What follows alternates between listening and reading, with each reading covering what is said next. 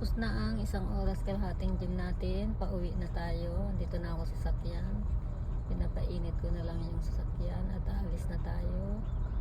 Mga 12:30 na dito. 12:20. Uwi na. Kakain ng breakfast sa Kalans. Kainin ko ngayon grand beef. Giniling na beef. Yung niluto ng asawa ko. Binigyan ako. Yun ang kakainin natin. Tapos green beans, tapos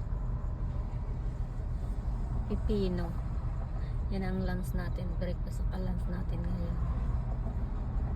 Ngayon ang ininom ko, nagawa ako ng shake juice, yung nilagyan ko ng peanut butter, oatmeal, konting gatas, ayun, saka protein. Ayan ang ininom natin ngayon.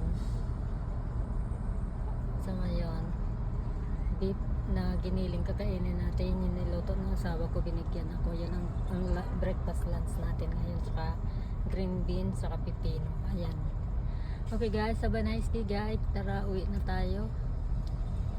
Malapit na naman linggo. Simba na naman. Linggo kami magsisimba kasi Santo Niño. Bye guys, have a nice day guys.